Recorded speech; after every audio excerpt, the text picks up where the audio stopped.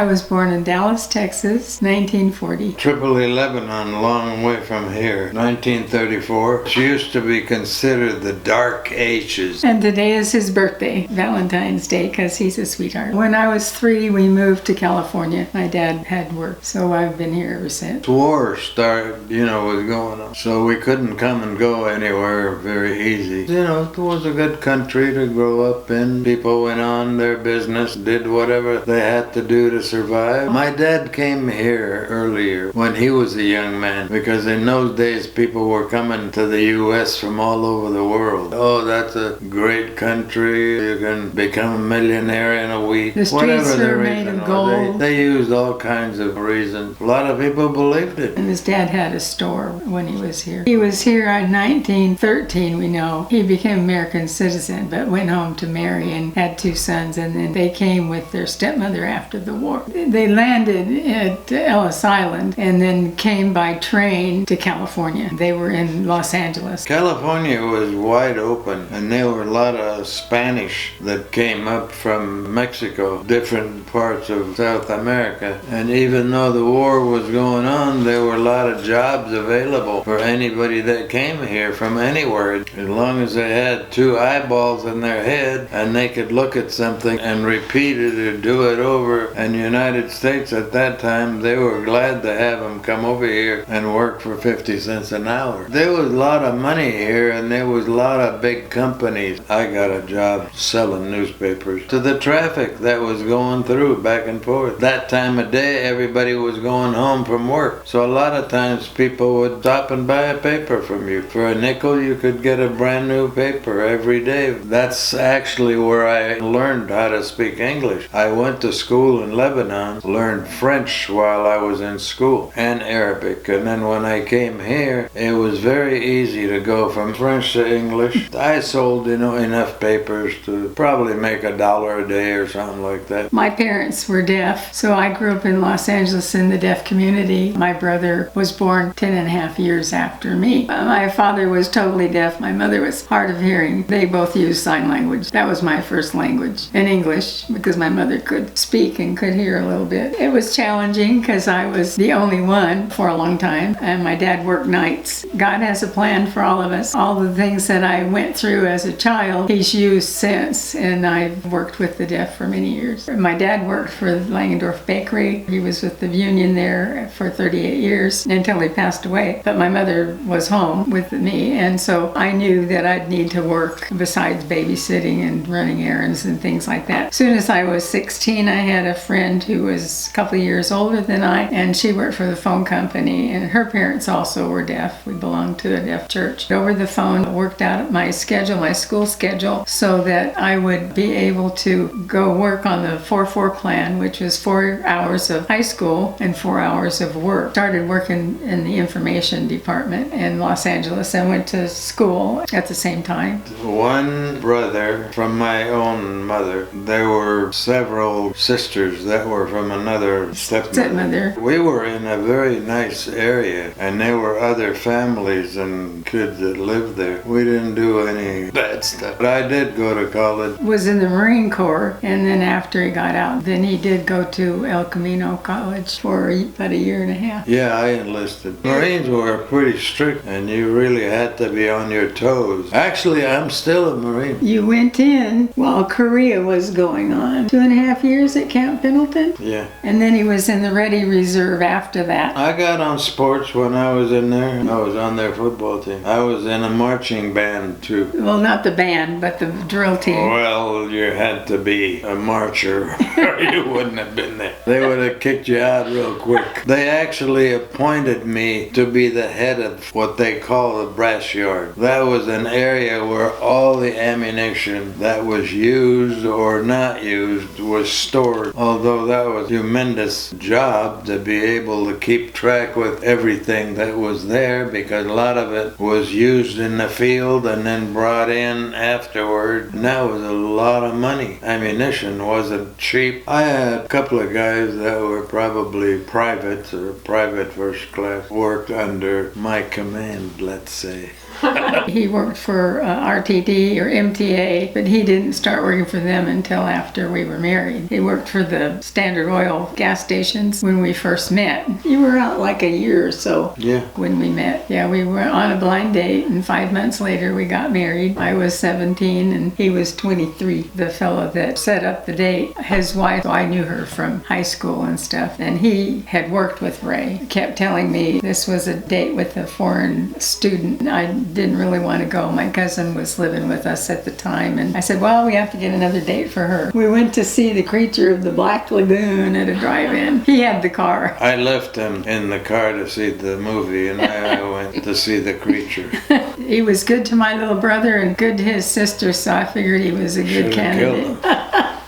Been married 64 years now. We liked the same things. We went to the beach a lot and picnics. She was a good girl, wasn't wild, didn't want to drink, so we worked it out. What I liked about him was he had a good sense of humor, and we both were committed. And I really believe had I married an American, things may not have worked out as well because of my folks' disability, and he was very accepting of my folks from the time they came to the door. My mother asked, where he was from because he was very tan and buff, and she asked in sign language, is he Mexican? And I said, no, he's from Lebanon. And my mother said, oh, the Holy Land. And I think that's when she fell in love with him. It was the twinkle in his eyes and faithful. We just went on with life, worked and helped each other. And his mother came to live with us when our older son was about 6 months old. We brought her over and she's lived with us. And there were times when he helped, look out after my folks, where some other people in that time period would not have done that. My folks lived on the next block from us, and there were times when something happened with my mom. I would be maybe making dinner and I would have to leave and go and help take care of them. He never complained about that. Just did what we had to do to take care of our parents and each other. Still are, huh? That's right. We had 5 boys. If you find them, you could count them. There's one of them. The first 3 were fairly close in age, and then there was like an 8-year gap, and then the last 2. There's 18 years between the oldest and the youngest. And they were almost American names in the beginning. The oldest one was Michael Ray, which was named after me.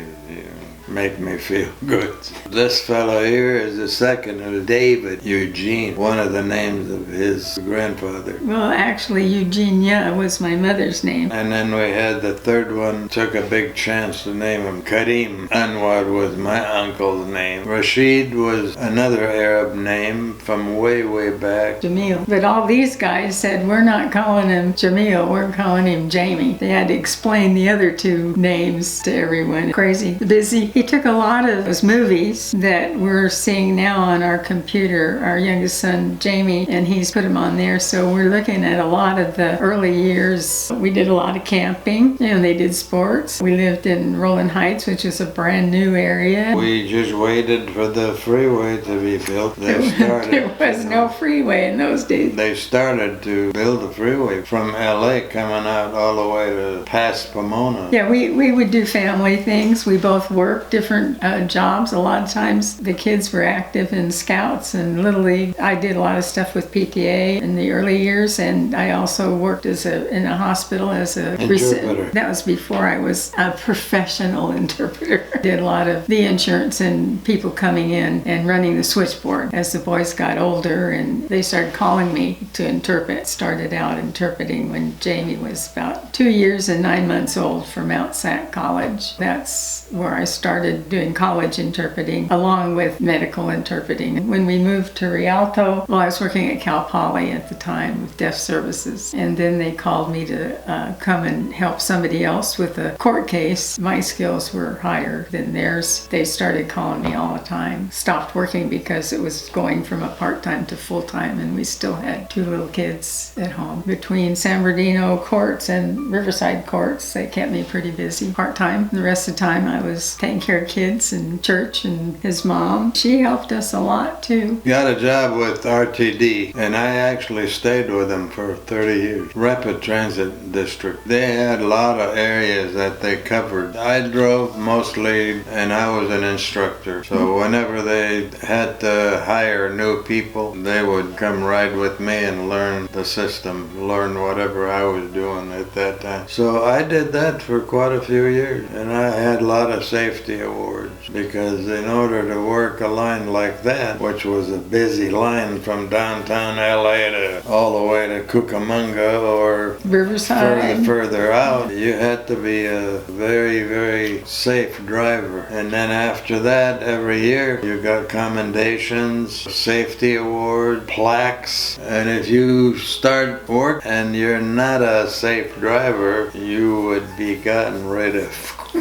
because they didn't really put up with drivers that kept having accidents. 10 grandchildren and 5 great-grandchildren. Wonderful. We have 7 girls altogether. We had three granddaughters before we had a grandson. I was a coin collector. Well, we gardened. We always had a big garden. We had vegetables and flowers and plants. Crocheted, sewed. My hobby now would be to be reading or writing letters or things like that. She's a good writer. She could write almost anything. In 1970, we went to Lebanon with the 3 older boys because the other 2 weren't born yet, and stayed a month because his mother lived with us and didn't speak English. I had already learned a lot of Arabic. I could communicate fairly well there and understand what was going on, and we're used to a lot of the foods and stuff. And we were mainly with his family and visiting some of the places that through history that I had learned a little bit about. And then we traveled back and forth to Missouri to a piece of property that we bought there. I was always involved with the community and church. He was involved with the family. Probably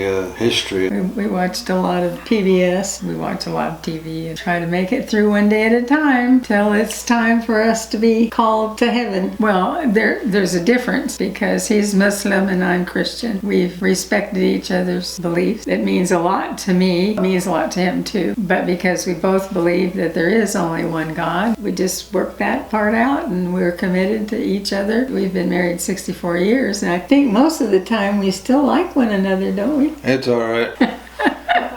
I ended up having to have a heart valve replacement a couple of years ago, and right after that in July he had a heart attack. After staying with our younger son and his family for about 6 months, I knew that that was not what I wanted to put my son's family and my daughter-in-law, who cared for me every night. I knew that I needed to go into assisted living. The fact that I don't have to worry now about cooking and cleaning because I can't do that anymore very well. The majority of everybody that comes to care for us have been pretty good caregivers, huh? Yeah. In our apartment, we can see flowers and plants, and we have a bird feeder and things like that. So he enjoys looking out, and we watch news, history. The last 15 years or so, we only watch PBS FNX, which is the First Nations experience that had to do with a lot of the Native American things, and also just general history of the world. The kids come to see us once in a while. And then, of course, we get a lot of help from our sons. This one mostly, because he has more energy than the rest. Except he lives farther away, so we don't get to see him as often. Our youngest son and his family are in Riverside, and they really have been our main caregivers. Jamie and David have worked as a team because the oldest one's in Washington State. The middle one passed away 25 years ago, and then one is not able to help at this time. I enjoy interacting with the caregivers and different ones that come, and Jamie and Donette have put up a lot of pictures in our apartment and on our computer. Yeah, he's 88 today. I'm 81. Our days, I know, are not long. They've been good since we don't have to now worry about some of those other things. It's been peaceful, and at our age, that's what you need. The kids that are close have come. They bring our things that we need and all of that, and our kids we visit and grandkids who come from other areas and states. And so we just enjoyed our family. We enjoy other people. So we do enjoy having the gals and guys come in and say hi and be there to interact with them.